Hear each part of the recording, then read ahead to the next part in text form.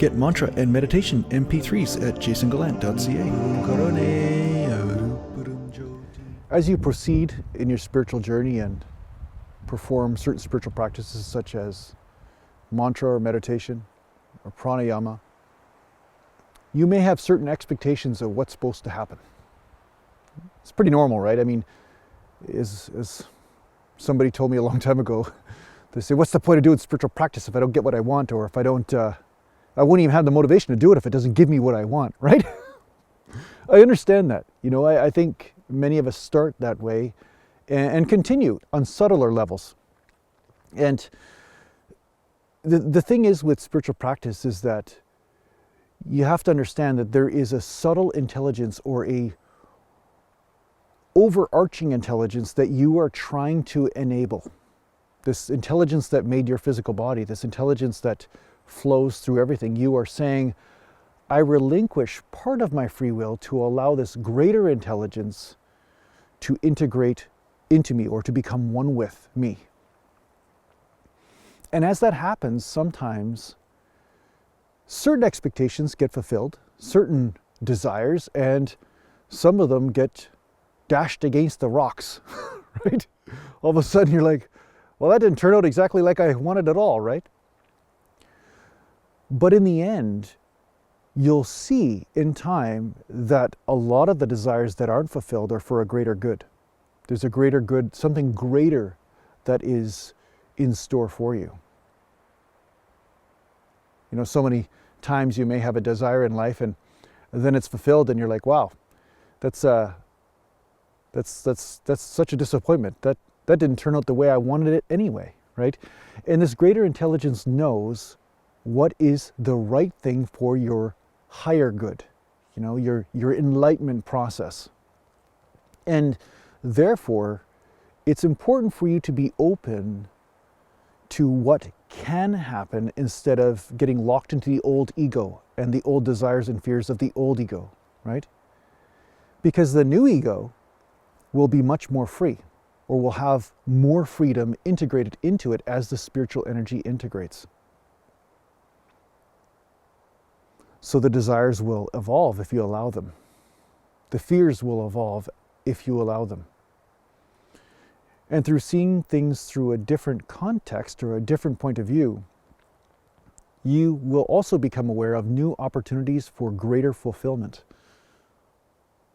greater happiness, greater unconditional love, right?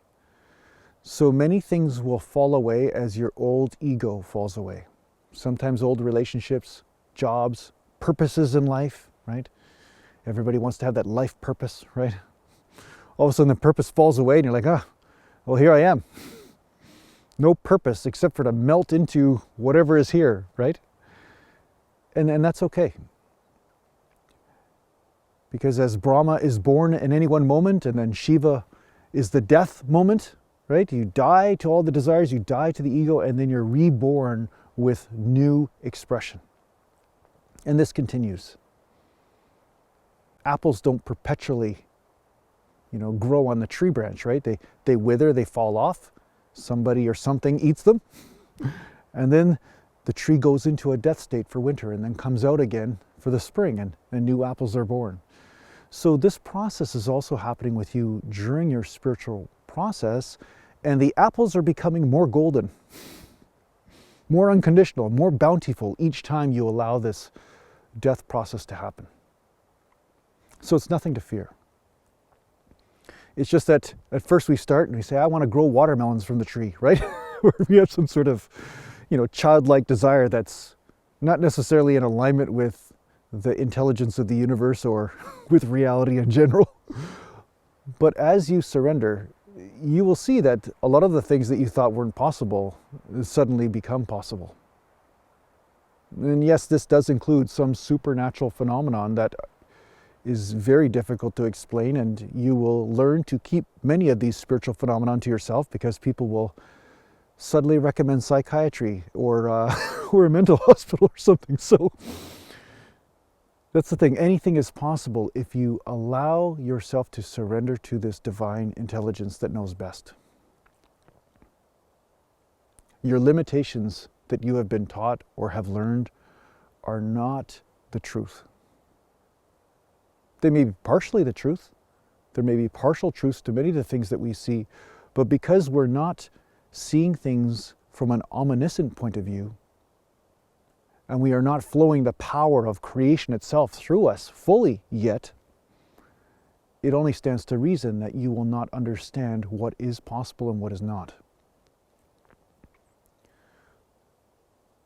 So continue the spiritual practice, but be open to many possibilities, many new directions that your life may take. Maybe they weren't the directions that you expected, but if your spiritual practice is filled with humility, these new directions will take you in a far greater, more fulfilling place. So I hope this helps you on your spiritual journey. Take care for now. Are you interested in working with a spiritual teacher in a formal setting? Well, perhaps the Wisdom Life School is for you. If you're interested in checking out what the Wisdom Life School is all about, just go to aratima.com.